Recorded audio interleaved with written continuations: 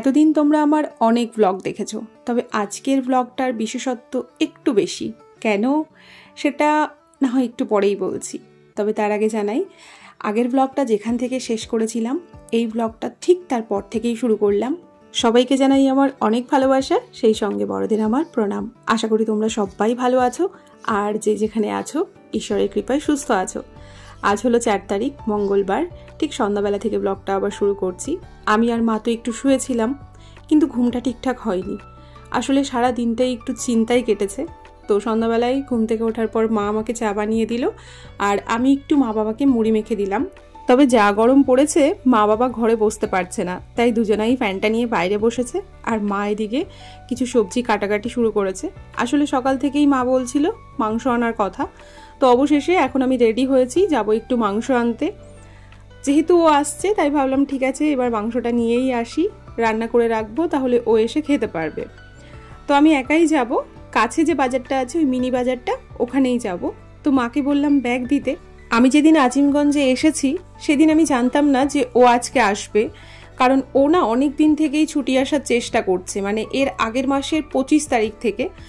তো কিছুতেই ছুটি হচ্ছিল না, ক্যান্সেল ক্যান্সেল ক্যান্সেল হতেই আছে। তো তোমরা অনেকেই আমাকে জিজ্ঞেস করছিলে যে দিদি দাদা কি আসছে, সেই জন্যই তুমি বহরমপুরে এসেছো। হ্যাঁ, তোমরা মোটামুটি ঠিকই ধরেছো, বহরমপুরে আমি সেই কারণেই এসেছি। তবে ডাক্তার দেখানোরও দরকার ছিল, তো সেই জন্যেও আমি এসেছিলাম। ভেবেছিলাম ও আসার পর দুজন মিলে ডাক্তারবাবুর কাছে যাব, তারপর ডাক্তার দেখিয়ে বাড়ি চলে আসব। কিন্তু ও যখন এলো না তখন আমি একাই গেলাম, কি আর করব বলো। আজকেও ওর আসার কোনো সম্ভাবনা ছিল না, আগে থেকে আমাকে কিচ্ছু জানায়নি, মানে জানাতে পারেনি, ওদের প্রফেশন তো জানো। তো সেই জন্য আমি ভাবলাম যে এসেছি যখন, তাহলে কয়েকদিন মা বাবার কাছে থেকে তারপরে না হয় গ্রামে চলে যাব। কারণ ও বলেছিল 1 তারিখে যখন ছুটিটা পেলাম না, তাহলে আমি আর খুব একটা জোর করব না, যদি এ মাসে ছুটি না পাই তাহলে পরের মাসে আসব। তো যাই হোক, অবশেষে ও আজকে আসছে। ও সত্যি কথা বলতে নিজেও জানতো না যে আজকে ছুটিটা হয়ে যাবে। ভোটের জন্য তো প্রচুর ফোর্স বাইরে চলে গেছে ডিউটিতে, সেই জন্য ক্যাম্পে যারা আছে তাদের ছুটি নিয়ে খুব সমস্যা হচ্ছিল। আর এদের ছুটির না কোনো গ্যারেন্টি থাকে না, হওয়া ছুটি ক্যান্সেল হয়ে যেতে পারে। যতক্ষণ না ও ক্যাম্প থেকে বেরোচ্ছে ততক্ষণ আমার সংশয় কাটে না যে হ্যাঁ ও আসছে। তো সেই জন্যে আমি তোমাদেরকে কিছু বলতেও পারিনি, কারণ আমি নিজেই শিওর ছিলাম না যে ও আসছে। আর এবার তো ও নিজেও জানতো না যে আসছে। তবে ওর জন্য ও ছুটিটা পায়নি, আরও দুজন ওর সঙ্গে আসছে যারা জামাই ষষ্ঠী উপলক্ষে বাড়িতে আসছে। কিন্তু ও কোনো উপলক্ষ নিয়ে আসছে না, এমনি বাড়িতে আসার ইচ্ছে হয়েছে। আর যারা বাইরে থাকে তাদের যদি একবার মনে হয় যে বাড়ি যাব, তারা যতক্ষণ না বাড়ি পৌঁছাবে ততক্ষণ তাদের মন শান্ত হবে না। এই ছুটির জন্য কত ফোর্সের ছেলেরা নিজেরা সুইসাইড করে নেয় জানো, কত ঝামেলা হয়। ওর মুখেই গল্প শুনেছি। আর সেই জন্য না, ও ছুটি না পেলেও আমি কখনো ওকে প্রেশার ক্রিয়েট করি না, বরঞ্চ বলি যে ঠিক আছে ছুটি পাওনি তো কি হলো, পরে চলে আসবে। কারণ আমি এদিক থেকে বলবো বাড়িতে এসো, ও দিক থেকে ছুটি পাবে না, তখন একটা মানুষের মানসিক প্রচণ্ড চাপ হয়ে যায়, আর তখনই মানুষ এই সমস্ত কাজকর্ম করে ফেলে। তো যাই হোক, এদিকে তোমাদের সঙ্গে অনেক গল্প করে ফেললাম, আর গল্প করতে করতে মাংস এনে ধুয়ে রান্না হয়ে গেল। তবে বেশিরভাগটা মাই করে দিয়েছিল, মানে মশলা টশলা সবই মা করে দিয়েছিল, আমি শুধু মাংসটাকে ধুয়ে রান্নাটা করলাম। আর সেই সাথে মা রুটি বেলে দিয়েছে, আমি রুটিগুলোকে ভেজে একদম বসে পড়েছি খেতে। মা বলল রাত্রিবেলায় মা রুটি খাবে, তবে মাংস দিয়ে নয়, আমার মা মাংস খায় না। তো আমি বললাম আমিও মাংস রুটি খাবো, কারণ আমার রুটি খেতে বেশি ভালো লাগে। তো সেই জন্য মা আমার জন্য আর ভাত করেনি, আর বাবা আগেই খেয়ে নিয়েছে। রাত্রে বাবা ওটস খায়, তো ওটসটাই খেয়েছে। আর এখন মা আম কাটছে, ওই যে দুধ দেখলে, দুধ দিয়ে আম দিয়ে রুটি দিয়ে খাবে। আমার মা দুধ আম, দুধ কাঁঠাল, দুধ কলা এগুলো বেশ পছন্দ করে। তবে দুধ দিয়ে আম, কাঁঠাল, কলা আমি কিছুই পছন্দ করি না।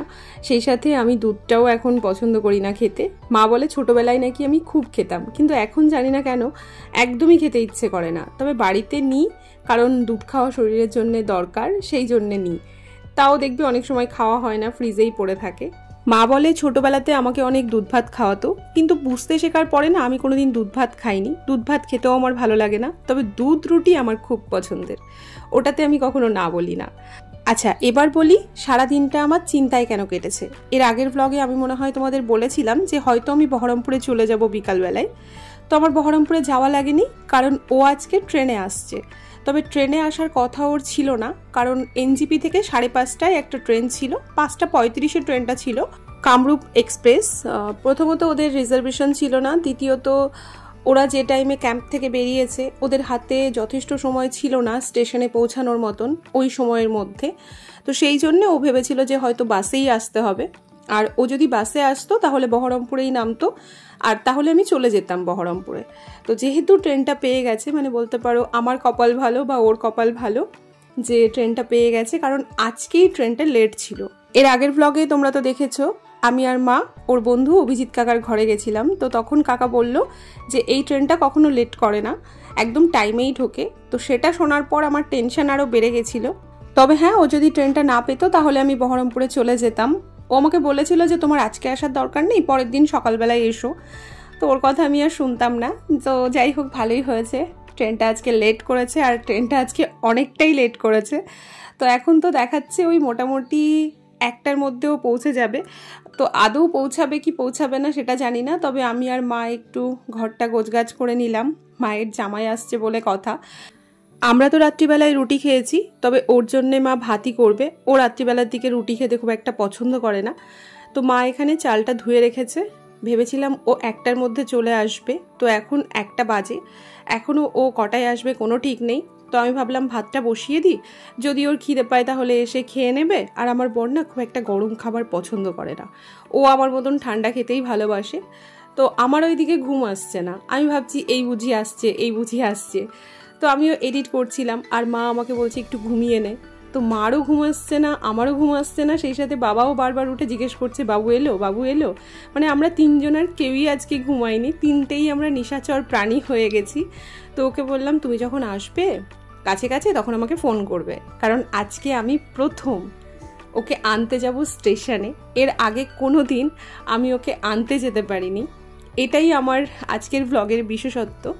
বেশ কয়েকবার স্টেশনে ওকে ছাড়তে গেছি, বাস স্ট্যান্ডে ছাড়তে গেছি, তবে আনতে কখনোই যেতে পারিনি, কারণ ও যেহেতু রাত্রিবেলায় অনেক রাত্রে নামে বা ভোরের দিকে নামে, তো আমার পক্ষে যাওয়া সম্ভব হয় না বাস স্ট্যান্ডে। আর এবার যেহেতু মায়ের কাছে আছি, মাও যাবে বলছে, তো সেই জন্যে আমরা মায়ে ঝিয়ে রেডি হয়ে একদম লাঠি হাতে করে বেরোচ্ছি। কেন লাঠি হাতে করে বেরোচ্ছি সেটা একটু পরে তোমাদের বলছি, তবে তার আগে বলি আরও যেতে পারছি কারণ মা বাবার কোয়ার্টার থেকে স্টেশনটা খুবই কাছে। তবে স্টেশনে যেতে পারছি বাবার জন্যে, মানে মা আর আমি এক জায়গায় শুয়েছিলাম, তো আমি এডিট করছিলাম বলে মার একটু ঘুমের সমস্যা হচ্ছিল বলে মা বাবার কাছে গিয়ে শুয়েছিল, আর আমি একা শুয়েছিলাম। তো আমি তো ঘুমোইনি, তো হঠাৎ করেই না আমার চোখটা একটু লেগে এসেছে, আর ওদিকে আমার বাবাও ঘুমোয়নি। বাবা হঠাৎ করে মাকে বলছে বাবু চলে এসেছে, আর আমার মা না তাড়াতাড়ি করে উঠে আমার কাছে এসে বলছে বাবু চলে এসেছে। দেখছি 3:30 বাজে, আর 3:30-এর সময়ই ওর ঢোকার কথা ছিল। তো আমি চটপট ওকে ফোন লাগাই, আমি ওকে বলেছিলাম যে আমাকে জাগিয়ে দেবে।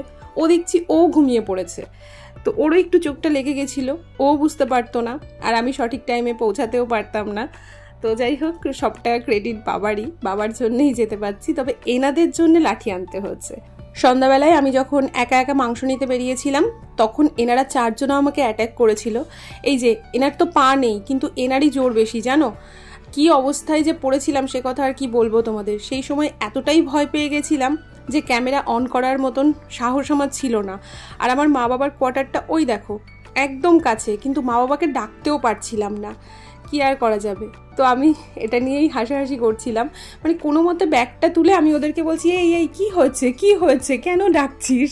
আমি দৌড়াতেও পারছি না, কাউকে ডাকতেও পারছি না, কারণ রাস্তায় কেউ ছিল না। আর জোরে হয়তো ডাক দিলে মা শুনতে পেত, কিন্তু সেটাও আমার মাথায় কাজ করছিল না। তো যাই হোক, এখন আর ওনারা আমাদের কিছু তেমন বলেনি, কারণ মা যেহেতু এখানকারই, তো মাকে চিনতে পেরেছে, আর আমি যেহেতু এখানকার নই সেই জন্য আমাকে চিনতে পারেনি। তো রাস্তায় লোকজন তো তেমন নেই বললেই চলে। এখন বাজে ওই 3:30 থেকে একটু বেশি। স্টেশনে যেতে যেতে তোমাদের একটা কমেন্টসের উত্তর দিই। দেখলাম তোমরা অনেকেই জানতে চেয়েছো মা আমাকে যে শাড়িটা দিয়েছে ওই শাড়িটার দাম কত। ওই শাড়িটার দাম নিয়েছে 850 কি 900 টাকা। আর আমি মাকে যে শাড়িটা দিয়েছি ওই শাড়িটার নাম হলো চান্দেরি সিল্ক, আমি যদি ভুল না করি। তো এখন বাজে 3:41। আমি তো ভাবলাম হয়তো ট্রেন চলে এসেছে, কারণ আমি চাইছিলাম যে ও আসার আগে যেন আমি স্টেশনে পৌঁছাতে পারি। তো এসে দেখলাম যে না, ট্রেন আসেনি। তবে একটা ট্রেনের অ্যানাউন্স হচ্ছিল, তো আমি ভাবছিলাম হয়তো ওর ট্রেনটাই ঢুকছে, সেই জন্যে আমরা বেশ হন্তদন্ত হয়ে এলাম স্টেশনে। তো এখন এসে বসে পড়েছি, কারণ এখনও প্রায় 1 ঘন্টা দেরি হবে। ও ট্রেনটা আসতে। তো সেই জন্য এখন কি করব, অপেক্ষাই করছি। তবে এই অপেক্ষাটার অনুভূতি যে কী রকম সেটা আমি তোমাদের ভাষায় ব্যক্ত করে বোঝাতে পারবো না। ও যখন আমাকে ফোন করে জানিয়েছিল যে ওর ছুটি হয়ে গেছে আর ও বাড়িতে আসছে, তখন থেকেই আমার খুশির কোনো ঠিকানা ছিল না। কিন্তু ও যখন আমাকে ফোন করে বলল যে ট্রেনটা লেট আছে আর ট্রেনটা আমি পেয়ে যাব, তখন আমার খুশি আরও কয়েক গুণ বেড়ে গেছিলো। কারণ তখন থেকেই আমি ভেবে রেখেছিলাম আজ আমি ওকে আনতে যাব। কারণ এটা আমার খুব ইচ্ছে ছিল যে আমি ওকে স্টেশনে আনতে যাব। তো সেটা কখনো সম্ভব হয়নি, তবে আজকে সম্ভব হচ্ছে আর এটা ভেবেই আমার ভালো লাগছে। আমি তোমাদের বলে বোঝাতে পারবো না। যেদিন ও বলেছিল যে ও বাড়িতে আসতে পারছে না, সেদিন খারাপ লেগেছিল, কিন্তু তার থেকেও জানি না কেন আজকে আমার আরও ভেতর থেকে না, মানে কেন জানি না চোখে জল চলে আসছিল যে ফাইনালি ও আসছে। মানে আমি তোমাদের ঠিকঠাক ব্যক্ত করেও বোঝাতে পারবো না। এই অনুভূতিগুলো একমাত্র তারাই বুঝবে যাদের কাছের মানুষগুলো বাইরে থাকে। তো যাই হোক, খুশির দিনে কোনো দুঃখের কথা নয়। এখন ওর ট্রেনটা আসার অ্যানাউন্স হয়ে গেছে, তবে ও না একদম পেছনের দিকে উঠেছে। তো সেই জন্যে আমি আর মাও উঠে এখন পেছনের দিকে যাচ্ছি। তবে এক পা এগোচ্ছি, আর কি বলবো, ফিলিংসটা যে কেমন হচ্ছে আমি তোমাদের বোঝাতে পারবো না। তো ভাবছি কতক্ষণে ওকে দেখবো, কতক্ষণে ও আসবে, কতক্ষণে নামবে। এক মিনিট কাটতে চাইছিল না, একটা ক্ষণ মনে হচ্ছিল একটা বছর। তবে হ্যাঁ, সেই দীর্ঘ প্রতীক্ষা এখন শেষ হয়েছে। ফাইনালি মণ্ডলবাবু বাড়িতে আসছে, আর আমিও এদিকে ট্রেনের আলো দেখে নিয়েছি। তার মানে মণ্ডলবাবু স্টেশনে ঢুকে গেছে। আর সেই জন্য না আমার পায়ের গতিবেগটাও একটু বেড়ে গেছে। আমি মাকে বললাম তুমি একটু আস্তে আস্তে এসো, কারণ এখনও অনেকটা আমাদের হাঁটতে হবে। তো আমি একটু তাড়াতাড়ি করে এগিয়ে যাই। কখনো কখনো আমরা একটু বেশি আশাবাদী হয়ে যাই, তাই না? আসলে যখন শুনলাম যে ও ট্রেনটা পাচ্ছে, তখন তো ভীষণ খুশি হয়েছিলাম। ট্রেনটা লেট ছিল বলে খুশি হয়েছিলাম। সারা দিন ভগবানকে ডাকছিলাম যে ট্রেনটা যেন লেট হয় আর ও যেন ট্রেনটা পেয়ে যায়। তো ট্রেনটা পাওয়ার পর যখন ট্রেনটা লেট হতে শুরু করলো, মানে আস্তে আস্তে 1টা 2টো 3টে হতে শুরু করলো, তখন মনে হচ্ছিল ইস, কেন যে আর একটু আগে এলো না, তাহলে দুজন জীবনের আরও কিছু ঘন্টা একসঙ্গে কাটাতে পারতাম। কারণ বাড়িতে আসার আগের মুহূর্তটাই ভালো লাগে, জানো তো। বাড়িতে এলো, ব্যাস কাউন্টডাউন শুরু হয়ে গেল, যাওয়ার দিন দেখতে দেখতে চলে আসবে। এই যে আসছে, এটাই আনন্দ, জানো তো, অন্তত আমার এটা মনে হয়। তবে জানো তো, এতক্ষণ আমার সময় কাটছিল না, আর এখন আমার রাস্তা ফুরোচ্ছে না, সেই সাথে ট্রেনটাও দাঁড়াচ্ছে না। কোথায় যে ট্রেনের শেষ আর কোথায় যে আমি যাচ্ছি আমি নিজেও জানি না। এদিকে ওদিকে দেখতে দেখতে যাচ্ছি, কিন্তু ওর দেখা পাচ্ছি না। তবে জানি যে এই পুলিশ দুটো, ওনারা উঠবেন জেনারেল কম্পার্টমেন্টে, তো সেই জন্যে ওনাদের পেছন পেছন হাঁটছি। আমি ভেবেছিলাম ও হয়তো গেটের কাছে এসে দাঁড়াবে, তবে আজকে মনে হয় ওর অনেক লাগেজ আছে, সেই জন্যে হয়তো লাগেজ ট্যাগেজ গোছাচ্ছে বলে হয়তো গেটের কাছে আসেনি।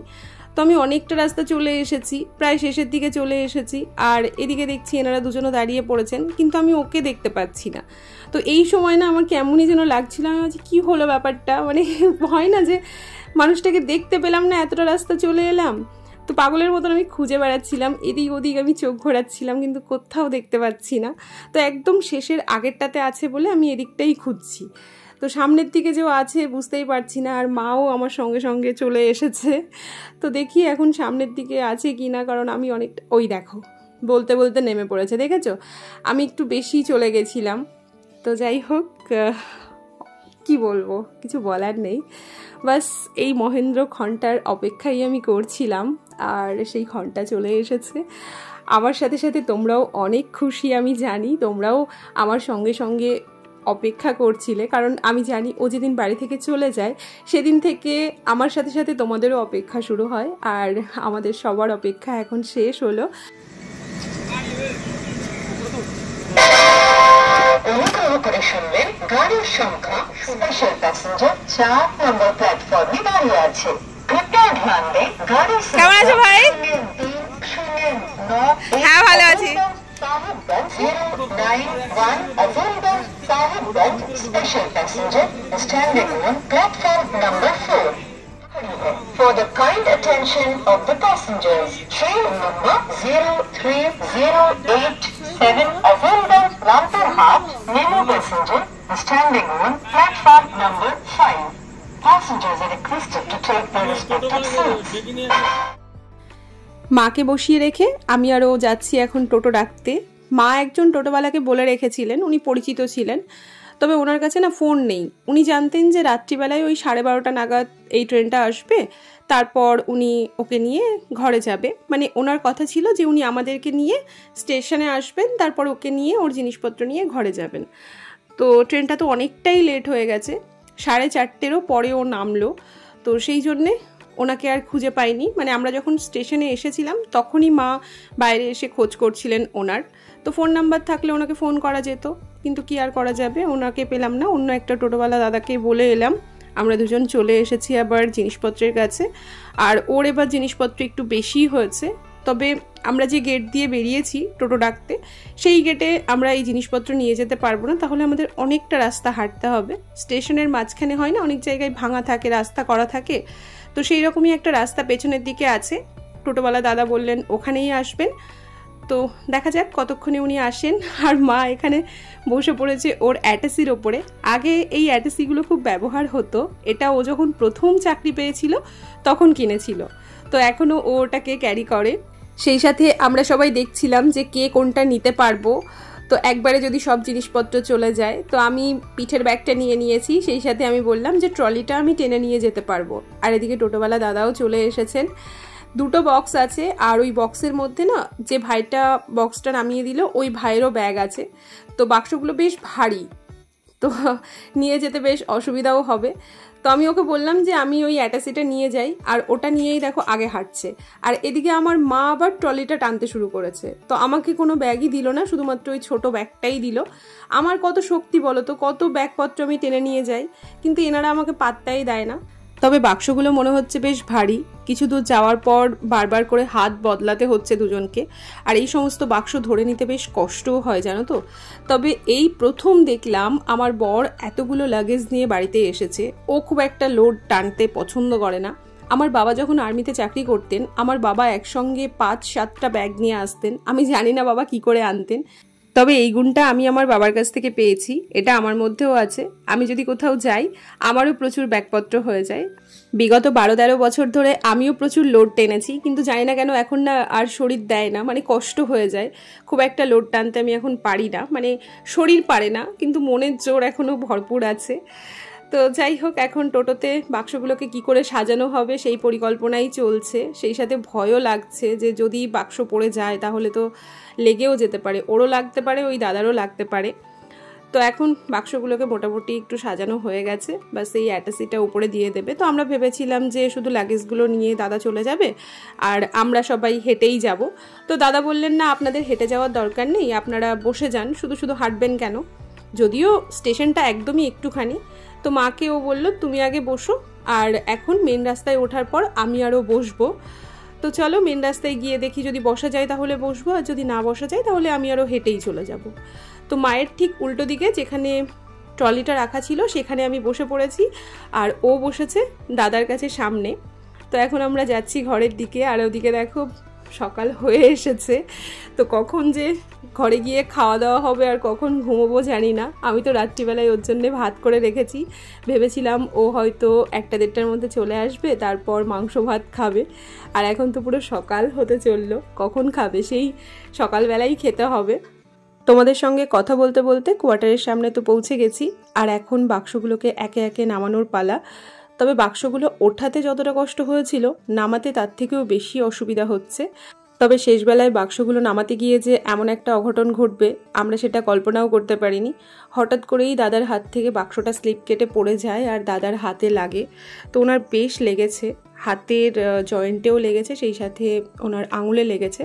তো আমি ঘর থেকে একটু বরফ এনে দিলাম। স্টেশন থেকেই দাদা আমাদের খুব সাহায্য করছেন, আমরা তো ভাবতেও পারিনি ওনার কাছ থেকে এতটা সাহায্য পাবো।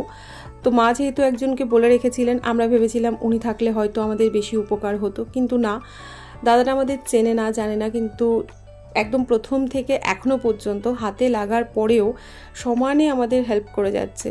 সত্যি কথা বলতে যারা ভালো মানুষ হয় না, তারা প্রকৃতই ভালো হয়। তাদের সঙ্গে পরিচিতির প্রয়োজন হয় না। প্রথম দিনেও তারা যে ব্যবহারটা করবে, শেষ দিনেও তারা সেই ব্যবহারটাই করবে। তো যাই হোক, আমাদের খুবই খারাপ লাগছিল যে দাদার হাতে লাগলো। তো একে একে সমস্ত জিনিস নামানো হয়ে গেছে, আর ও বলছিল দাদা আর একটুখানি বরফ লাগিয়ে নাও, তাহলে হাতের ব্যথাটা খানিকটা হলেও কম হবে।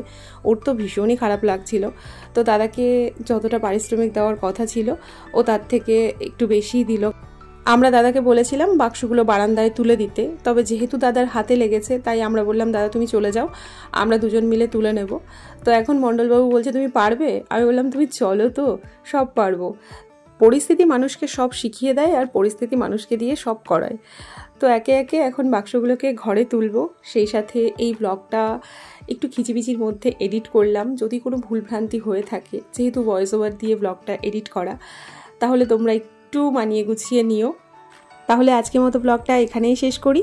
তোমরা সবাই সাবধানে থাকবে আর নিজেদের খেয়াল রাখবে। আর আমিও চেষ্টা করব ব্লগগুলোকে একটু সময় মতন দেওয়ার। জানি একটু দেরি হয়ে যাচ্ছে, এই বিষয়টাকেও একটু মানিয়ে গুছিয়ে নিও, কি আর করবে বলো। তো চলো, টাটা অ্যান্ড গুড মর্নিং।